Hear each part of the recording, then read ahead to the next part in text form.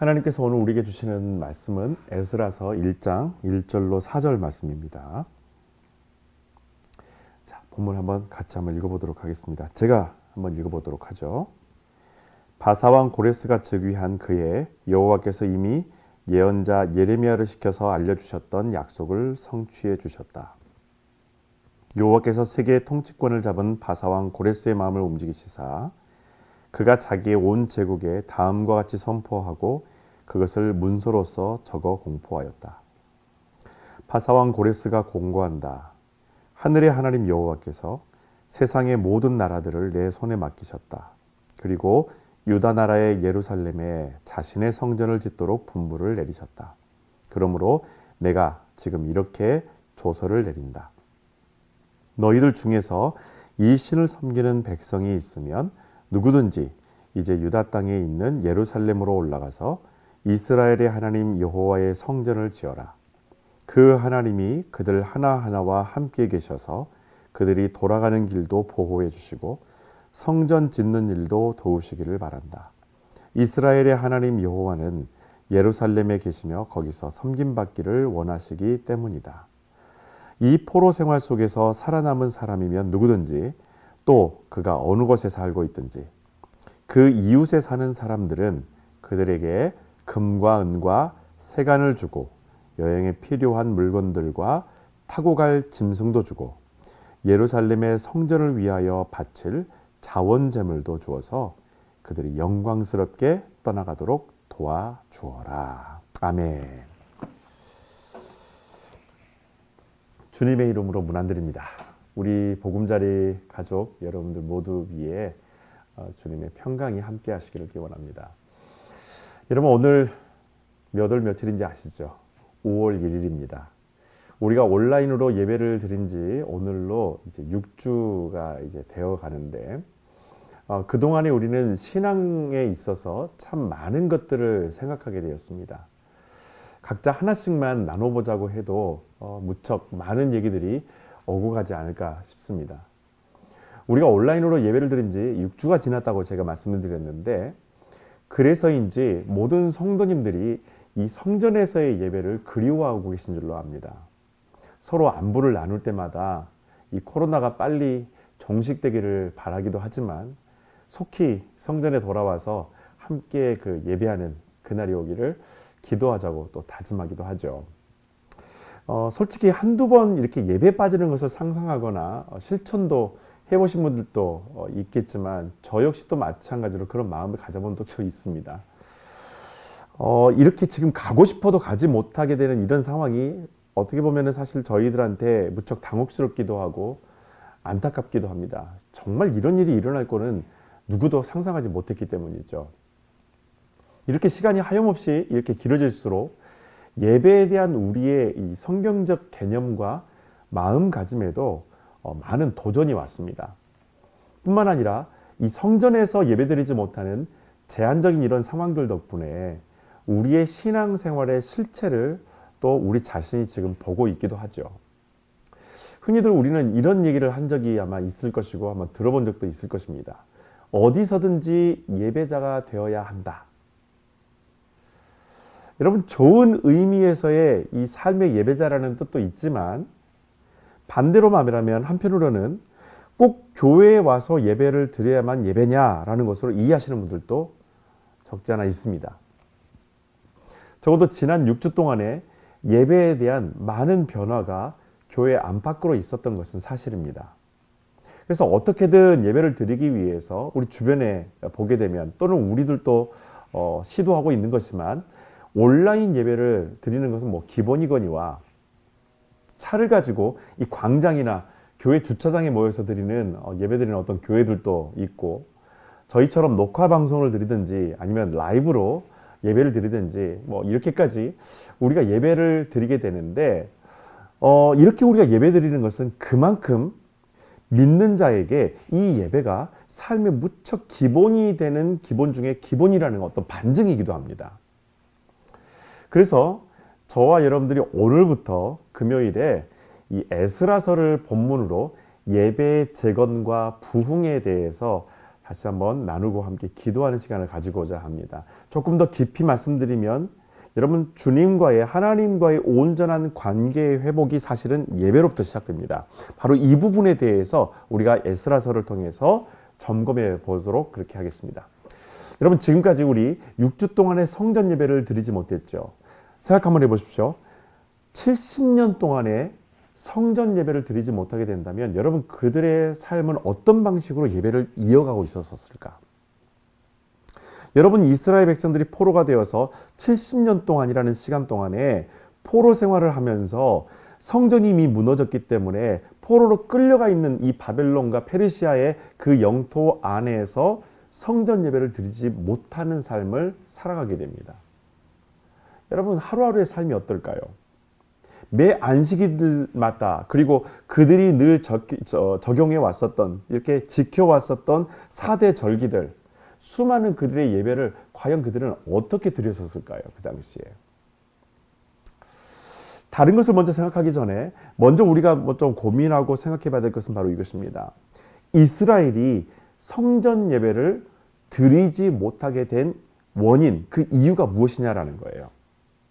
여러분 그것은 이스라엘 백성들이 하나님의 경고를 무시했었기 때문입니다. 하나님은 수많은 예언자들을 보내셔서 이스라엘을 깨우십니다.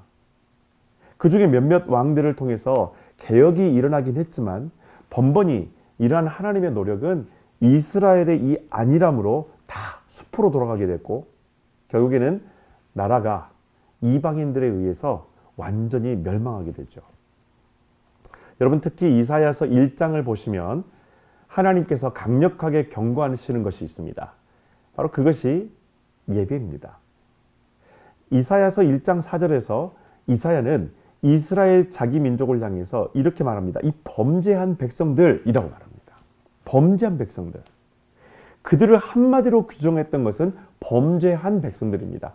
여러분 그들이 범한 죄가 무엇인가에 대해서는 바로 앞에 나와 있는 이사야서 1장 2절 3절에 두 가지를 하나님께서 이사야를 통해서 직접 지적하시고 말씀하시는 것이 나와요. 먼저 1장 2절입니다.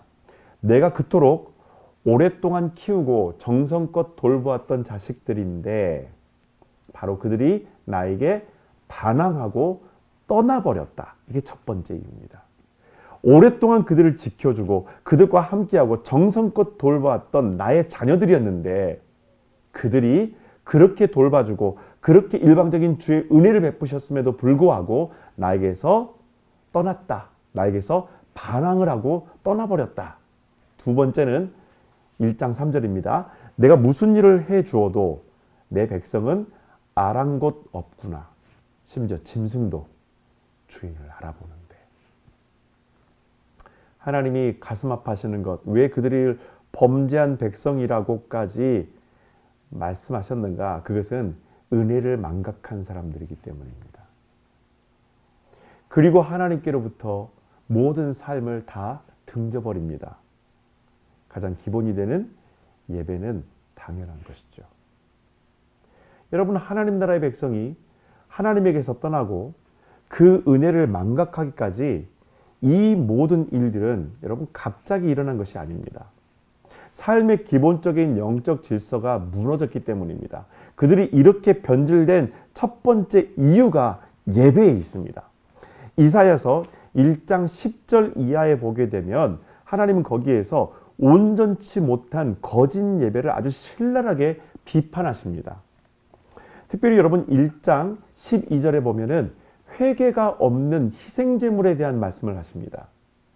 여러분 하나님께 올려드리는 희생제물은 자기 죄에 대한 그 마음과 애통해하는 마음, 부끄러운 마음, 주님을 향해서 용서를 구하는 그 회개의 마음과 용서를 간구하는 그런 마음들의 중심이 선행되어야 되는 것인데 자기 손으로 드리는 이 희생제물에 어떠한 회개의 마음조차도 들어가 있지 않았으니 여러분 그런 제물을 받는 하나님께서 치욕스러움을 받으셨다는 것은 당연한 것이겠죠.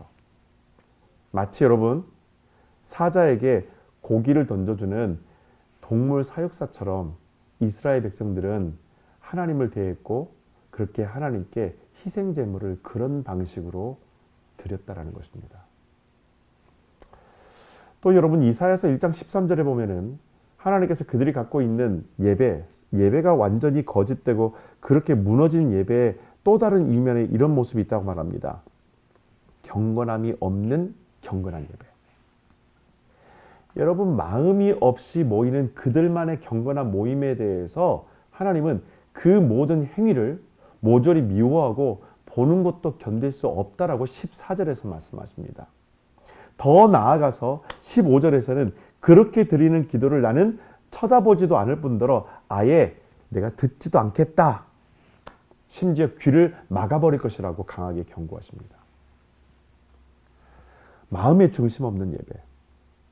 마음이 없이 그냥 모여서 그들만의 기분과 그들만의 어떤 목적만을 위해서 모이는 그런 모임들, 그걸 경건하다고 생각하는 그런 모임들, 하나님께서는 그 중심을 알고 계시기 때문에 모조리 그것들을 미워하고 나는 그것을 견딜 수 없다라고 하나님께서는 말씀하시죠. 여러분 하나님께서 이사야 선지자를 통해서 초반부터 이렇게 강하게 중심을 잃은 예배에 대해서 책망하시는 것은 하나님 나라를 회복하기 위해서 그렇게까지 하나님께서 이스라엘을 책망하셨던 겁니다. 결코 그들을 망하게 하려는 의도가 아니었습니다. 넘어지게 하려는 것은 더더욱이 아닙니다. 그래서 하나님은 곧바로 이사야서 1장 16절에 몸을 씻어라. 다시 말하면 악한 것을 멈추라 라고 말씀하십니다. 그리고 1장 17절에 보면은 바른 일을 배워 행하라 라고 말씀하시죠. 이것이 이스라엘이 살 길이었습니다. 그럼에도 이 말씀에 대해서 거역을 했을 때에는 결국 이방인들의 손에 망하게 될 것을 하나님께서는 경고하십니다. 여러분 어떻게 되었을까요? 그렇습니다. 딱 그로부터 200년 후에 실제로 이스라엘은 바벨론에 멸망했고 총 3번의 포로기 가운데에서 2차 포로기 때 가장 많은 인원이 끌려갔는데 여러분 이때 오늘 우리가 방금 말씀에 읽었던 에스라도 함께 포로가 되었습니다. 그리고 마지막 3차 포로기 때 성전이 완전히 파괴되어 버립니다. 여러분 오늘부터 우리가 금요 성령 집회 때 나눌 성경은 에스라서입니다. 물론 에스라를 우리는 예언자, 선지자라고 말을 하죠. 성경에도 예언자로 나와 있지만 구약 성경에서는 에스라서를 선지서에 넣지 않고요. 역사서에 포함시킵니다. 왜냐하면 이 에스라서는 포로에서 귀환했던 모든 역사적인 시간의 과정들을 다 담고 있기 때문에 그리고 그 안에서 그들이 어떻게 돌아올 수 있었는지 그리고 어떻게 이 돌아옴에 대한 모든 하나님의 어떤 조건들이 붙어져 있는지 어떻게 돌아가야 되는 것인지 그것에 대한 모든 역사적인 시간과 과정이 담겨져 있기 때문에 에스라서는 선지서로 들어가지 않고 역사서로 들어간다는 것입니다. 여러분 에스라가 함께 끌려갔었던 그 포로로 끌려갔던 이스라엘은요. 성전 예배를 드리지 못했던 이 70년의 이 포로기 생활 동안 그들이 예배의 소중함을 사실은 깊이 깨닫게 된 좋은 계기가 되었었습니다. 나라도 망하고 성전도 파괴되었지만 역설적이게도 하나님은 예배는 절대 무너지지 않는다라는 것을 자기 백성들에게 분명하게 70년 동안 보여주십니다. 보여지는 것은 무너져도 보이지 않는 예배는 절대 무너져서는 안 된다는 것입니다. 더욱이 예배의 회복이 곧 국가와 공동체의 회복의 첫 단추라는 것도 이때 알게 하시는 거죠. 여러분 우리가 오늘부터 에스라서를 통해 묵상하고자 하는 것이 바로 회복입니다. 에스라서는 이렇게 시작하게 됩니다. 자, 1절 보시면 여호와께서 약속을 성취해 주셨다. 주어가 여호와께서로 나옵니다. 여러분 이 약속은 방금 1절에서 말씀드렸던 이 약속은 포로된 지 70년 후에는 다시 고향으로 돌아가게 되겠다라는 바로 그 약속을 말씀하시는 거예요. 그것을 구체적으로 시행하시는 것은 바사왕 고레스를 통해서 그들에게 공식적으로 자유를 주는 것입니다. 놀랍게도 여러분 고레스는 이방인인데도 공식 문서에 하나님께서 나를 통해 이 일을 행하게 하셨다. 이스라엘 그 하나님이 나를 통해서 이 일을 행하게 하셨다라고 얘기합니다. 여러분, 고레스의 조서에는 이스라엘 백성이 고향으로 돌아가는 것과 성전을 재건하라는 아주 중요한 명령을 분명하게 담고 있습니다. 여러분, 무너진 성전 재건, 즉 예배의 회복은 1차적으로 하나님의 계획이자 첫 번째 명령인 줄로 믿습니다.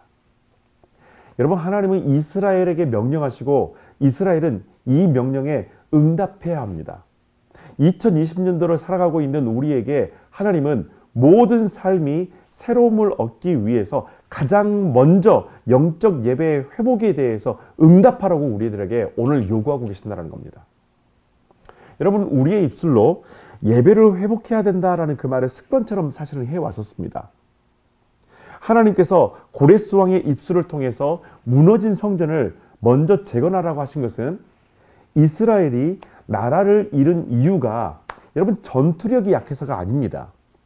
하나님과의 예배, 즉 이 나라의 주인 되시는 하나님과의 관계가 깨어졌기 때문에 그들은 나라를 잃었고 그들은 포로가 되었다는 것입니다. 여러분, 예배는 형식이 아니라 존재 이유입니다. 여러분, 이스라엘만 예배가 있었던 것은 사실은 아니에요. 이방인들도 각자 자기들이 섬기는 신에게 지극정성으로 예배를 드렸습니다. 여러분, 이방인들이 그렇게 자기 신에게 사람을 바쳐서라도 예배를 드렸던 것은 나라의 흥망성쇠가 모두 자신들이 믿고 있는 그 신, 바로 그 신의 의지에 달려있다고 믿었기 때문이에요.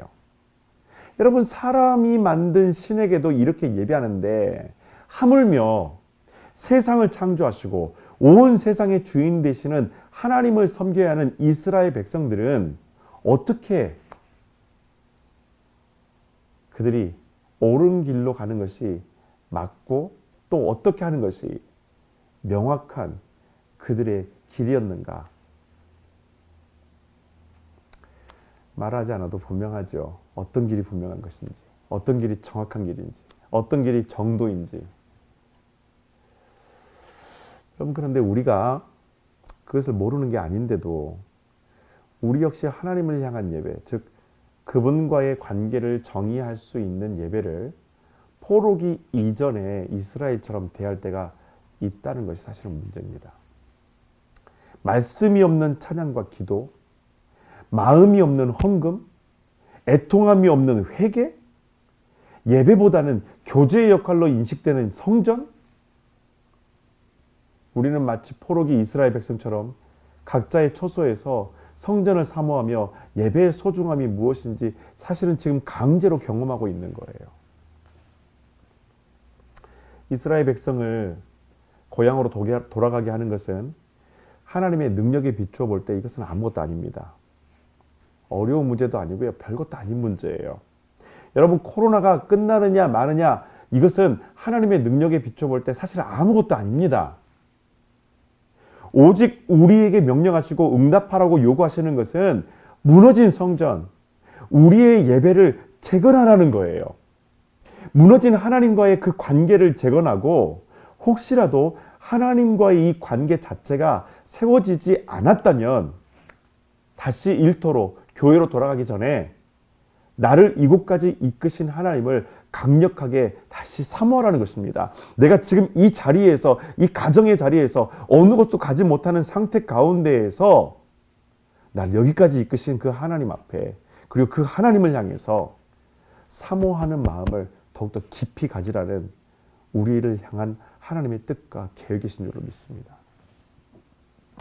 여러분, 그런데 여기서 하나님이 성전 재건을 위해서 사용하신 방법이 사실은 독특하다는 것입니다.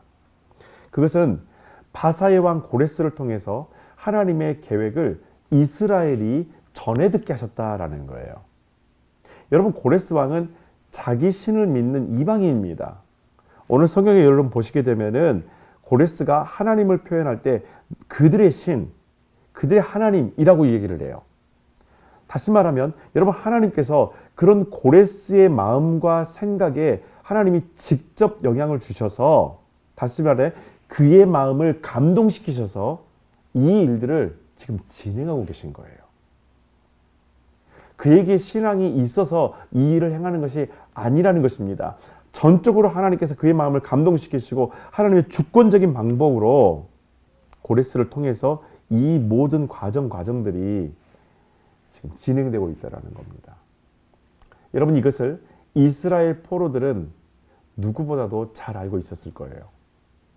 시쳇말로 여러분, 이방 왕이에요. 이방 왕의 입에서 하나님이 나한테 시켜서 내가 이렇게 한다, 너희들 꼭 그렇게 해라 라고 말을 했었을 때, 여러분, 이스라엘 포로들의 마음에는 제가 만약에 거기 있었으면 아마 이런 생각이 있었을 거예요. 야, 왕이 미쳤구나. 자기 입으로 이스라엘의 하나님이 이렇게 하라고 말하다니, 야, 이거 미쳤구나. 여러분, 그런데 이보다도 이스라엘 포로들에게 충격이 되었던 것, 더 충격이 되었던 것은 세상이 믿는 자들을 향해서 회복하라, 재건하라 라고 외쳤다라는 것입니다. 여러분, 예배의 회복은 교회를 향한 세상의 요구라는 것을 여러분 기억하십시오. 세상은 교회가 그 빛과 맛을 되찾도록 믿는 사람들을 향해서 거기에 응답하라고 지금 요구하고 있는 것입니다. 지금도 세상은 교회와 우리를 향해서 크리스찬다움이 무엇이냐고 질문하고 있어요. 이 많은 환경 가운데서, 이런 상황 가운데서, 이 절박한 상황 가운데에서 교회가 무엇을 하며 믿는 사람들은 무엇을 하는가? 지금까지 믿는 사람들의 삶의 모습 하나하나를 다시 한번 되돌이게 만들어서 우리를 향해서 너희들이 잃은 맛은 무엇인가? 당신들이 잃어버린 빛은 무엇인가? 당신들 다워야 된다. 교회는 교회에 다워야 된다라고 우리에게 오히려 도전하고 질문하는 것입니다. 그래서 비판도 하고 실망도 하고 이중성에 대해서는 어떤 종교보다도 강하게 배신감을 느끼는 것이 기독교예요. 이방인의 세계였던 이 고레스 왕의 입술에서 성전 재건이라는 말을 들었었을 때 여러분, 이스라엘은 회개와 동시에 감사함을 품게 되는 거예요. 하나님께서도 말씀하셨지만 세상의 목소리를 향해서도 우리를 향해 회복하라고 말하는 것이구나. 여러분, 하나님은 이스라엘에 하나님 나라가 회복되기 위한 구체적인 플랜을 이 고레스의 입을 통해서 왕명으로 전달하게 됩니다. 포로이기 때문에 이미 그들을 지배하고 있는 지배국의 왕이 말했다라는 것은 벌써 하나님께서 그에게 주셨던 말씀이기도 하지만 왕명으로 그에게 전하는 또한 왕의 중요한 명령권 중에 하나였다라는 거예요. 여러분, 이것은 3절에 기록되어져 있습니다. 첫 번째, 이 신을, 하나님을 말하는 거예요. 그 하나님을 섬기는 백성은 누구든지 이제 유다 땅에 있는 예루살렘으로 올라가서 여호와의 성전을 지어라 라고 말합니다. 여러분, 만약에 여러분이 하나님을 믿는 하나님의 백성이라면 삶의 성전을 재건하는 일에 배제되지 않는다는 것을 여러분 감사하게 여기시기 바랍니다. 코로나 때문에 연방정부와 주정부에서 다양한 혜택들을 내놓았습니다. 그런데 그 혜택들을 받기 위해서는 몇몇 조건들이 갖춰져야만이 그 혜택을 받을 수가 있었던 거예요. 여러분, 하나님과의 관계 회복은 조건과 특별한 자격이 없습니다. 우대해주는 어떤 익스프레스 프로그램도 없습니다. 더욱이 재건하는 일에서 빼주는 어떤 특별법도 없습니다. 각자 자기 역할에 맞게 성전 재건에 필요한 모든 것을 지원해야 하고 모두가 한 마음으로 하나님과의 관계가 회복되어지도록 참여해야 된다라는 거예요. 여러분, 내 마음이 한 장의 벽돌이 되어서 다른 벽돌과 함께 성전에 쌓여가고 내 찬양이 성전을 지을 때 그 현장에 다른 동료들과 함께 울려 퍼지고 우리의 기도와 눈물이 성전 안팎에서 적셔져 갈 때 하나님의 영이 그곳에 함께 하실 것입니다. 이것이 성전이고 이것이 예배입니다. 여러분, 우리 몸이 하나님의 집이요 하나님의 성전인 줄로 믿습니다. 이 하나님의 성전이 회복되기 위해서는 여러분, 다른 조건, 다른 특별한 자격 필요 없습니다.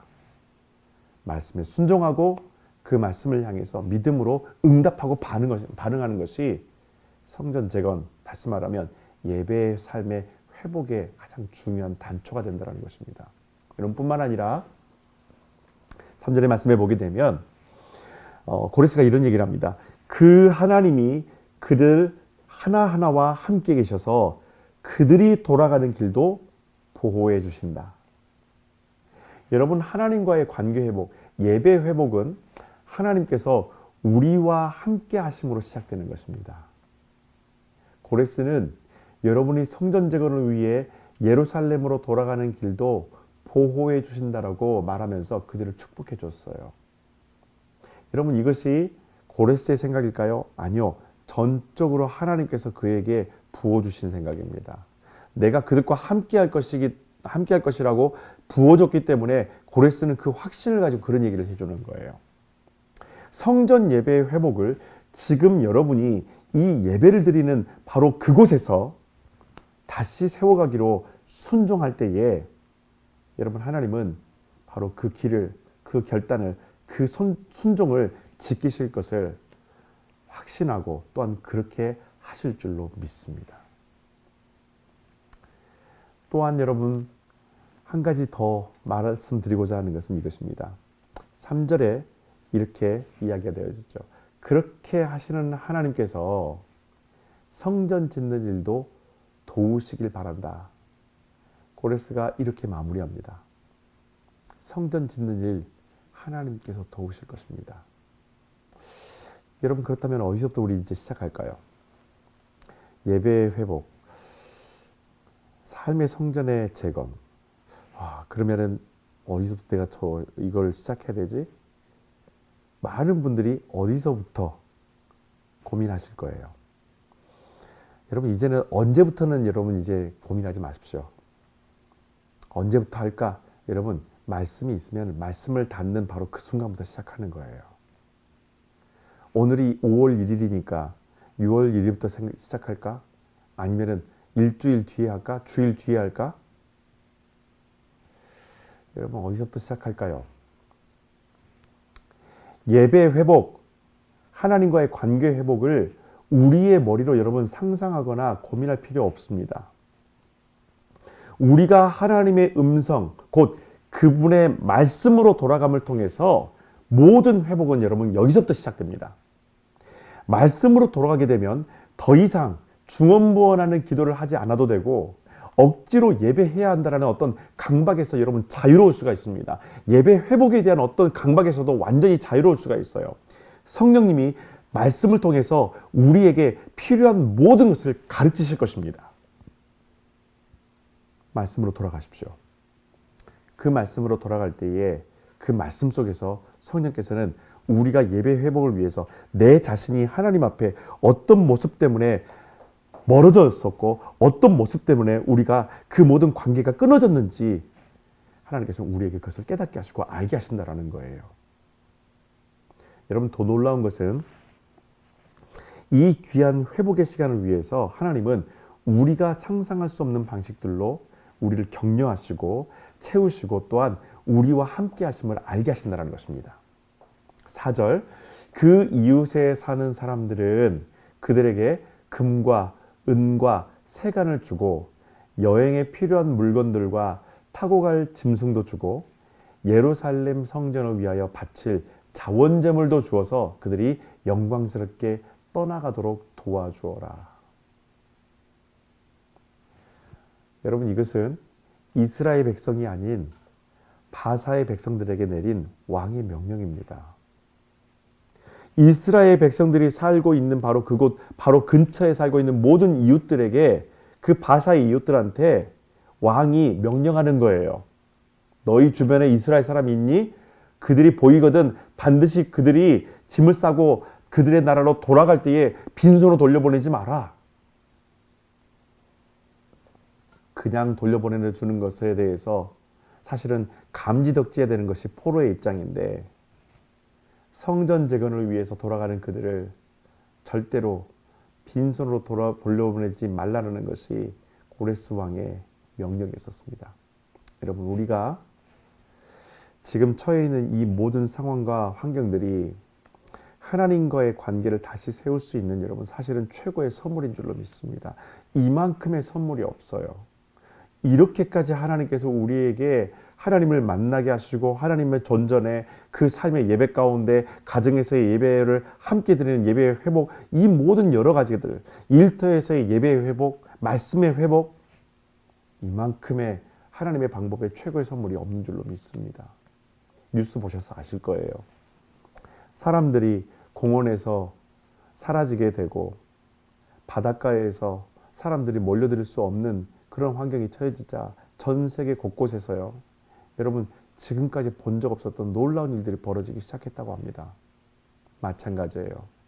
여러분 하나님께서 우리에게도 사실은 회복의 시간, 다시 한번 오염됐었던 우리의 영적 삶 안에 공해로 가득 찼었던 모든 죄악들을 깨끗게 하시고 주님을 바라보게 하시는 지금 이 순간이 바로 지금 이 시간이 우리에게 있어서 최고의 선물인 줄로 믿습니다. 의도치 않게 시작된 이 온라인 예배는 가정 성전의 재건에 불씨가 된 줄로 저는 믿습니다. 바쁘고 피곤하다는 어떤 구실로 관심을 갖지 않았던 말씀 묵상도 일터나 학교에 가지 못하는 이 시간을 통해서 더 이상 병면치 못한 어떤 최고의 시간적 공간을 하나님께서 우리에게 보여주시고 우리에게 허락하셨다는 겁니다. 여러분 심지어 정부에서 받는 지원을 통해서 드리고 있는 헌금에는요. 가난한 여인의 이 두 렙돈의 가치와 감사와 은혜를 또 알게 된 것도 이 시간들을 통해서 우리가 경험하게 된 놀라운 은혜인 줄로 저는 믿습니다.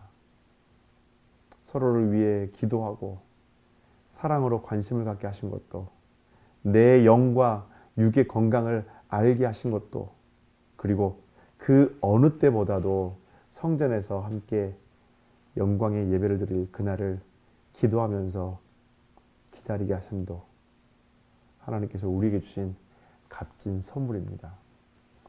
여러분 이제 2020년 우리가 응답할 차례가 됐습니다.